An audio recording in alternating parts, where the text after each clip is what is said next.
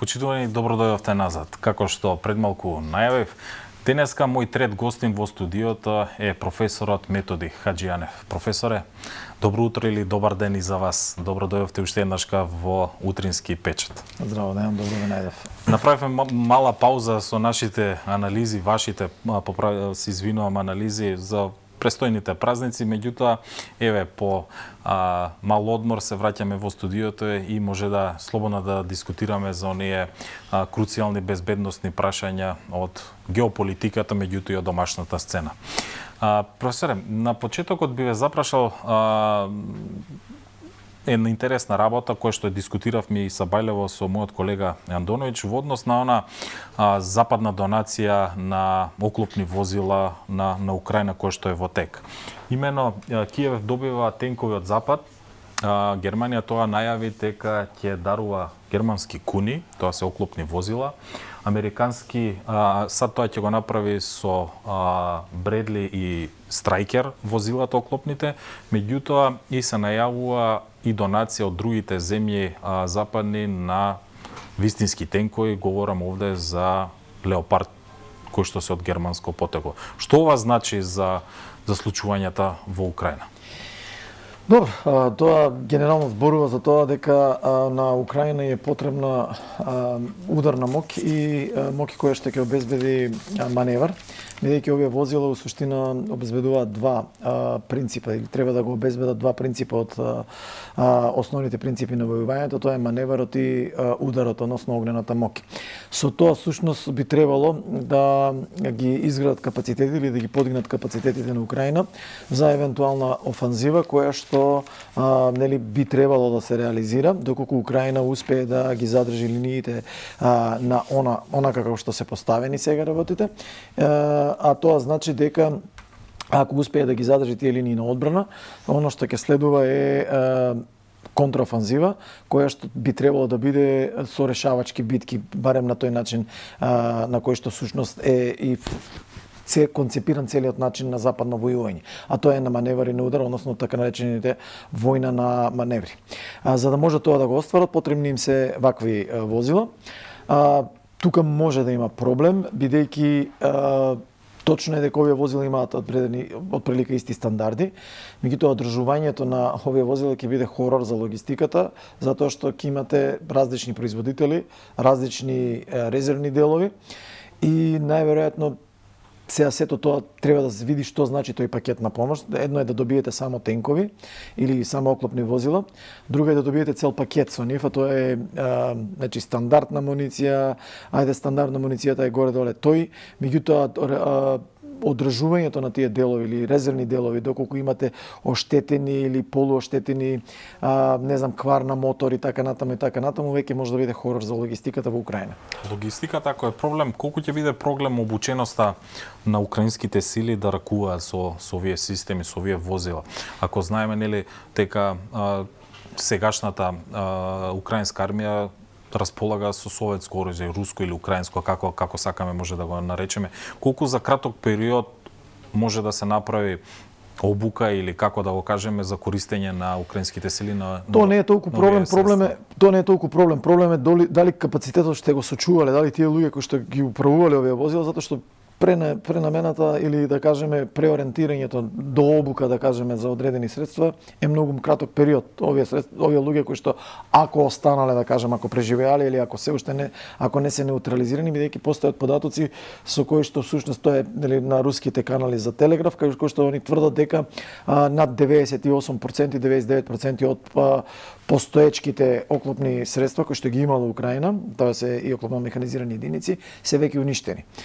Дали тоа се уништени само возилата или се уништени и операторите на тие возила е прашање. И сега ако вие from scratch, што се вели, од почеток ги обучувате, тоа ќе земе доста време, но преобуката или да кажеме дообуката е кратка, бидејќи принципот на кој што функционираат овие, да кажеме, возила или средства за војување е генерално тој, и тој е тој концепт. Доктрината сега веќе како ќе ја прилагодите. Е исто така прашање кое што треба да се усогласи и да се синхронизира со средствата, материјално-техничките средства кои што ги имате, за да можете да ја остварите крајната цел. Се на се, значи тоа значи дека Украина по овие индиции, значи Украина би требало да ги гради своите капацитети за контраофанзива, таа штом ќе пукне првата пролет, најверојатно ќе се случува, бидејќи сега ќе треба одреден период додека таа опрема да стигне, додека да се спои со луѓето и внимавајте, таа опрема без или тие материјално-технички средства, тие возила без пешадија или синхронизирана пешадија или синхронизирана воздушна подршка, ако немате, во тој случај ќе бидат лесна цел.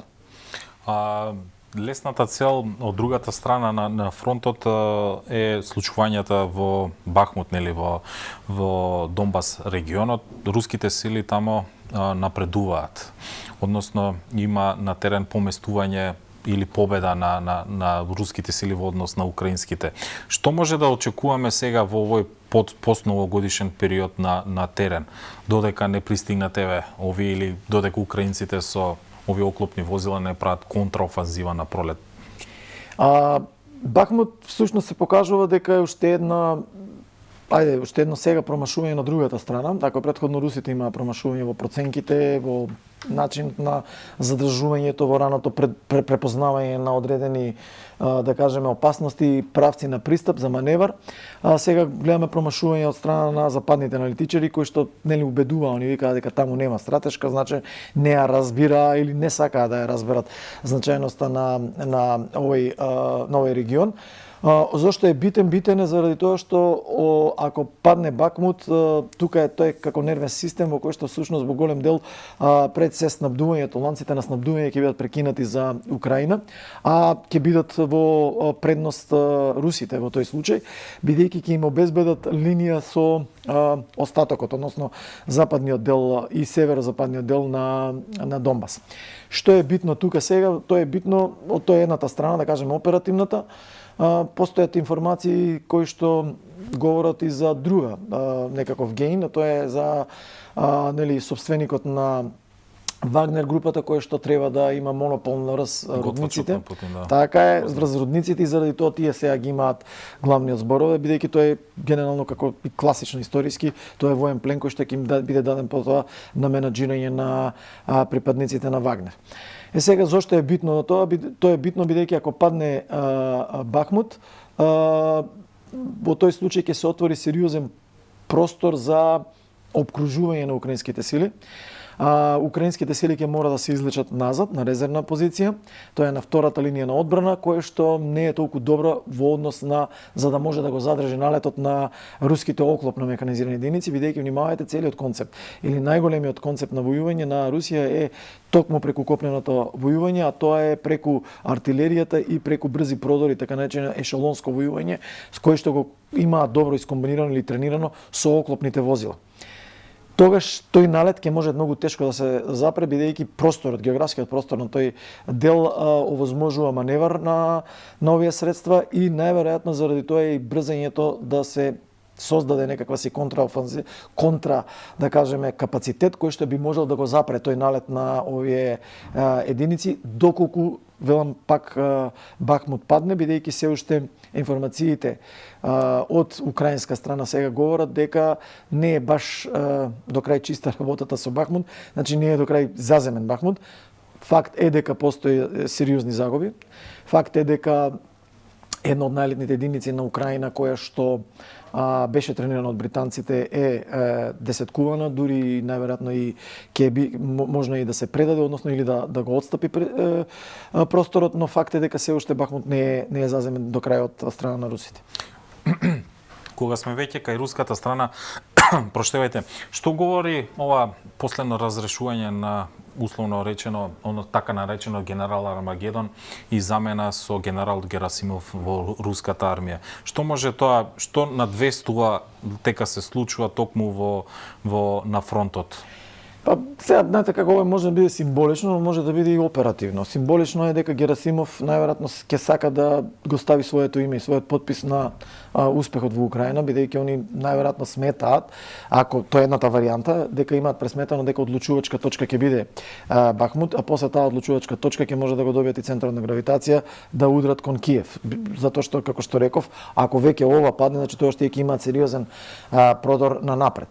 Втората работа, оперативната, е дека може да значи дека ќе биде сменето акцентирањето или приоритетот во војувањето. Ако до сега биле, да кажеме, така нареченото омекнување на теренот преку артилериско-ракетни единици или гаѓање на одредени цели кои што имаат за цел да неутрализираат критична инфраструктура, да создадат услови за маневарските единици да почнат да настапуваат, тоа значи дека сега ќе доаѓа генерал кој што има искуство во ваков начин на војување и во кој што всушност ќе гледаме смена во пристапот, односно принципите на војување. Нема веќе сега да се подпира толку на далеко тоа дека артилеријата ќе оди во втор план, но нема да биде приоритет сега таа, бидејќи сега ќе треба да има настапување.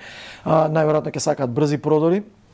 Она што на почетокот од специјалната војна операција не им успеа ешелонското да пенетрираат длабоко во територијата, односно во одбраната на Украина и да прават опкружување во така наречени џебови, во кои што подоцна ќе ги уништуваат или десеткуваат единиците со кои што ќе останат во опкружување, ако сето тоа успее. Професор, овде интересно ми е секогаш кога разговарам со вас, би ве запрашал, зошто недостасува авиацијата од руската страна? Каде се оние и јуришни авиони, меѓутоа и ловците, условно кажано, во борбите над небото во Украина? Зошто овој сегмент од војувањето некако изостана и се префрли на она беспилотно војување со дронови и со хеликоптери, ми се чини? Две причини заради тоа. Прво, дроновите се доказ дека тоа е дилема која што воздухопловните сили во САД, уште некаде на почетокот на минатата декада, 2004-2005 почнаа да ги поставуваат прашањата дали веќе вреди да вложувате во така наречени jet fighters или воено воздухопловство кога имате дронови кои што може да ја заменат таа работа. Или пак се уште релевантноста на пилотите ќе биде и tekako битна, доколку целиот концепт на војување го имате преку претпоставката дека секогаш ќе имате воено воздухопловна супериорност или дека ќе ќе имате неприкосновеност во воздушниот простор. Бидејќи целиот концепт на војување на САД се базира на тоа, они секогаш настојуваат да имаат воена доминација во воздушниот простор. Сега, дилемите кои што се појавуваат се разбирливи затоа што на овие простори постојат така наречени квази анализи кои што ги гледаат, ги споредуваат, значи самите авиони како парчиња со авионите кои што ги има САД, на пример, или кои што има западна доминација и прават споредби во кои што ги ставаат, ги класифицираат во одредени категории или генерации на авиони. Тоа е погрешно предпоставка. Тоа е погрешно доколку сакате да го гледате во целиот концепт на војување. Ако сакате да ги гледате парче како парче е една работа, да ги споредувате, но кога ќе ги ставите во систем на војување, бидејќи тога сега треба да комплицирате дали што имате да ги поддржите, каков тип на вооружување користат и секако со што можете да всушност им го заштитите маневарот. Разликата помеѓу едните и помеѓу другите е тоа што руската доктрина генерално е архаична во доменот на воздухопловното војување, бидејќи таму генерално воздухопловите војуваат сам за себе. И он е добар и накажеме кога ќе ги споредите руски авион со амерички авион само парче како парче, во многу маневри да кажеме има предност рускиот авион. Збориме за F-16, не збориме сега за овие новите со кои што бидејќи тие се уште треба да ги тестираме да видиме што од нив тоа ќе значи, што во пракса ќе значи. Сме виделе делумно од нив, сме виделе делумно, меѓутоа без да бидат предизвикани од некои соперници, на пример кинескиот кој што успеа нели да го хакнат најпрви Lockheed Martin па да го украдат целиот преку reverse engineering, да го произведат тие и да направат реплика на F-35. Сега, значи, тука нема дилема дека сухоите имаат одредена доминантна предност во однос на маневрабилноста, во однос на перформансите и во однос на економичноста, колку кошта таков авион за производство. Сега, проблемот е во тоа што кога ќе ги ставите во цел сега концепт на војување, генерално еден амерички авион кој што војува во воздух има уште други 4 авиони кои што му штидат маневар, му пратат маневар, му следат значи електрониката и така натаму и така натаму. Следна друга претпоставка која што не се зема во воздушното војување е дека американците имаат капацитет да направат 24/7, тоа е 24 часа, 7 дена во неделата, орбита во воздухот. Таа орбита во воздухот ги храни сите овие авиони со информации, ги храни со капацитет, можат да полнат во воздух, значи тоа значи дека можат постојано да бидат присутни во воздушна база со други автоматски, значи прават виртуелна простор во воздухот кој што всушност вертикалниот маневар им го покрива. Ако сега сето тоа го ставите во пракса, ќе видите дека тој вертикален маневар е заштитен значи од противвоздушните системи, за кои што русите се уште немаат одговор на западните противвоздушни системи и заради тоа, пошто се ранливи, е неисплатливо тие да ги трошат ваквите ресурси и затоа гледаме половично действување на руската авиација во вакви случаи. Бидејќи тие се ранливи, односно се уште немаат одговор како да го заштитат маневрот, односно од дејства од противвоздушни системи. Видите, ова ваше согледување се надевам дека ќе им биде појасно на гледачите зошто нели оние чести прашања и на коментари на социјалните мрежи за теми поврзани со авиацијата, руската авиација во борбите во Украина, зошто не се користи, се надам дека со овој одговор ќе им се разјасни, ако ништо друго, на гледачите и на читателите. Професоре, несомнено е дека безбедноста ќе биде главен предизвик и оваа година во Европа. Што мислите, што очекувате Европа во однос на дефанзивата и воената стратегија оваа година да презема како приоритети на почетокот од првото тромесечие или првата половина од годината? Значи, прво што ќе треба да направи доколку сака Европа да го остане во чекор со предизвиците е да го смени мајндсетот, а тоа е дека либералниот комодитет, дека ќе треба да се грижите само за убави фини нешта, е минато и тоа е периодот од 90-ти и 2000-ти години. Тоа е минато. И дека ќе треба малце да се збијат редовите, а тоа е да вложуваат паметно во градење на капацитетите на одбрана. Неколку пати потенциравме дека целата оваа финоќа, да кажеме еве и оваа маса сега на која што ние седиме, одоздола има некои столбови кои што ги држат, кои што ние не ги гледаме. Тој притисок кој што тие столбови ги држат, а ако немаат капацитет да го издржат, во тој случај сета оваа финоќа и се она тој фин живот ќе пропадне. Тоа Европа мора да го разбере. Втора работа која што Европа ќе треба да направи да ги испегла своите интереси, тесни интереси и да заживее во пракса европската солидарност. Ако продолжи Европа да се бави со билатералните спорови или балканизирањето на Европа, оно што го гледавме, да и се случува како што сега им се јави како бумеранг, да кажеме, на Романија и на Бугарија, иако пак ќе кажам, ако гледате од чиста економска, издвоена, изолирана од сите овие работи, тоа е можеби оправдано заради корупцијата која што владе во овие држави, оправдување на овие држави дека се плашат од тоа дека не се ликвидни и така натаму, сето тоа стои. Меѓутоа, ако сака Европа навистина да го има геостратешкиот префикс пред себе, тогаш сите овие работи ќе мора да бидат ставени во една синхронизирана матрица и тогаш ќе добиете нов калкулус, а тој калкулус ќе подразбира поголема прагматичност, поголема флексибилност. Ќе мора најверојатно и да се откажат од оние идеи и амбиции за чиста европска одбрана, затоа што во голема мерка... Да говорите за европската армија? Да, затоа што во голема мерка тоа значи дуплирање на ресурсите, а едноставно се нема пари, нема средства, затоа бидејќи ќе треба да имате големо жртвување. Факт е дека историски нациите жртвувале кога ќе заканите или кога перцепциите за закана ќе се сменат и кога заканата од таму некаде далеко во Украина ќе почне дома да се случува. Земете само компарација направете со борбата против тероризмот. Иницијално Германија, Франција, па и добар дел од европските земји, Холандија и така натаму беа против глобалната војна од тероризмот, кога почна да се случуваат терористичките напади Мадрид, Лондон, Париз и така натаму. Сега ќе видите кога ќе ги прочитате дел од овие европски земји, имаат закони кои што потсеќаат, да кажеме, на поранешните комунистички системи во однос на праќање на луѓе во домашен притвор и така натаму и така натаму. Тоа зборува само по себе дека најверојатно ќе бидеме сведоци на апдейтување на тие регулативи, на поместување на точката на балансот во однос на безбедноста и градењето на безбедносни капацитети и вложување во такви безбедносни капацитети. И најверојатно ќе биде фокусирано на заштита на одредена критична инфраструктура, која што може да биде потенцијална цел доколку Путин реши да го ескалира или да го прошири конфликтот, бидејќи, како што веќе неколку пати кажавме, засега нема капацитет копнено да врши во Азија без некои прокси држави, ако хипотетички направи сојузи, но тоа е многу слаба веројатност. Она што може да го направи е да действува по одредена критична инфраструктура од дистанца или пак тоа преку одредени саботажи, да действува преку така наречени диверзантски действија, со кои што всушност ќе направи одредена штета на критична инфраструктура, која што може да има каскадни ефекти по безбедноста, но и сигурноста на европската демократија.